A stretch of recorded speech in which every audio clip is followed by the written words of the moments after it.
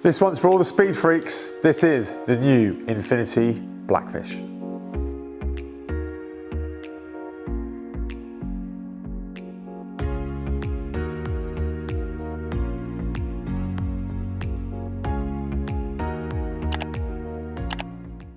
So here we go, brand new Infinity Blackfish. To be fair, we've had this board for a little while now, and we've taken our good time really in putting together this review for you. The simple reason for that is we didn't want to just take the board, put it out in the water here behind the shop as we do in a lot of our videos. With this one, we wanted to spend a little bit more time with it, take it slightly further afield, try it in some varied conditions, go and try it in a little bit of surf, a little bit of technical, and really get some deeper understanding of the board so then we can share them with you out there. Really glad that we've done that because, well, I like the old Blackfish a lot. This new one though, yeah, Dave's really moved it on a fair amount, and it's not too different in some senses in that if you were just to walk up to the board and see it, you think, yeah, it's a Blackfish. But there are a number of changes that have been made to the design and improvements, because they are improvements to the board overall, that really have just taken what has been a hugely successful board, something that's really generated a massive following, and moved it on yet again. So what are those changes and as to why? Well, a lot of the change has been taken place up front towards the forward sections of this board, most notably the nose. And the nose on this board has changed a lot, and we're really fortunate we've still got a Blackfish, the previous version, here as well, so we can put them through side by side for you to see the differences. But it is the nose, very much in the forward tip of this nose, that it's much pointier, it's much more refined, much more precise, if you like, in terms of its finish overall. It still retains that soft rounded rails, but it is much more angular and purposeful in its design out front. So as to why that's been done is simply to make the board quicker in the flat, so it will pick up and go that little bit quicker overall. Acceleration is improved, top speed is improved in this board as well, but not at the expense of its ability to deal really with quite a broad range of conditions, because this is a great technical race board. The way in which they've done that is, well, they've still kept this fuller rounded rail, but they've dropped it down either side of the point. There is a much more distinct V in the underside of the nose on this board than there has been previously, and that helps a lot with tracking on this board. That's also noticeably improved on the outgoing Blackfish.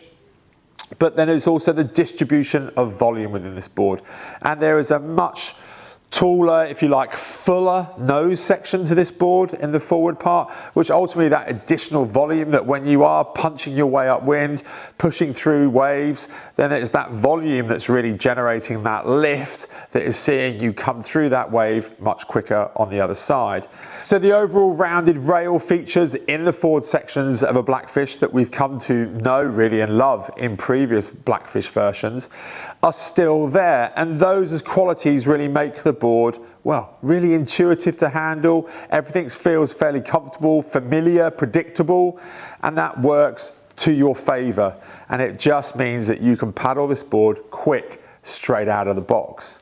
As we work our way back down there across the deck, do you know what? It's nice, it's clean, the fullness of the nose really drops away quite quickly. I do like that they've placed the deck pad up here as well though, so if you do need to put a foot up here in order to get more pressure down to put the board into the water, then that helps a lot because you've got the traction there to do it.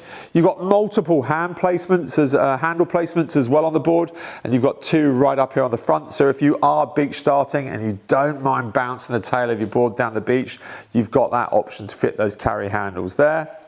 The deck pad overall, really comfortable underfoot. I quite like the fact you've got these vents within it as well, so it drains really quickly, much more readily so.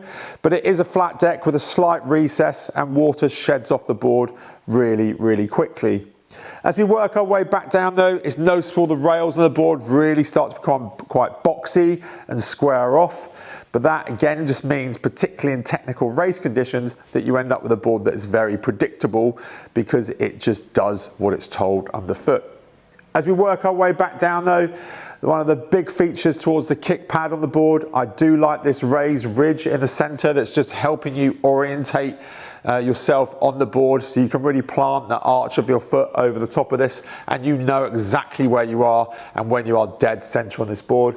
And there's a nice prominent kick pad on the very tail end there, so you're not going to run off the back, you hope. So look, let's take the board and roll it over onto its rail, so you really get to start to see the overall outline shape of the board. And you can see it's much more pointy in the forward section, much more purposeful in terms of what it's doing up front, and you can make out that very distinct V and how it runs much further back. The single concave on the underside of this board though, well, it's still there as in previous versions of the Blackfish. It starts pretty much in the same place. It's just that transition between that flatter section previously and the single concave that's kind of disappeared in favour of this more V-shaped underside to the nose. But as you work your way back, yeah, it's a really prominent single concave. I like that feel on my race boards. It just is really intuitive, it's really familiar, and it just provides a lot of secondary stability. As you work your way back down though towards the fin box, it noticeably starts to fade the single concave and it goes flat. The entire board goes flat on the underside around the fin box. But the work isn't done. What Dave's gone on to shape after that though is then a double concave. So you end up with a board that wants to play on its tail. It will respond really, really well, we found, to just foot input over and above on top of the fin box when you're right on the back of this board and you're bringing it back into the beach. It is just really easy to steer. And that is a big surprise because after all, it's a 14-foot board in those type of surf conditions, and yeah, to ride it back into the beach, you find you've got a lot of control. Those foot inputs that you are making in those pressure situations, they really, really start to translate into performance very early on. Whereas with some other boards that we've found, slightly duller, slightly slower to respond, and that is not the case with the new Blackfish. So overall, who is the Blackfish for? Well, there's no question about it. It is a weapon. It is a race board. It's an out and out race board. Infinity don't skimp on construction either, so this is a full PVC carbon sandwich board.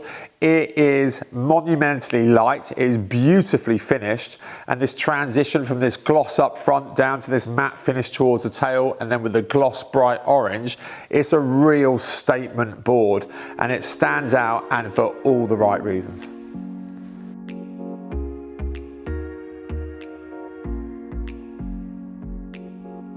Thanks for watching our video. If you've got any questions about what you've seen, why not give us a call in the shop or head over to thesupco.com. To stay up to date though with all of our videos, well, make sure you subscribe up here and hit the notification bell.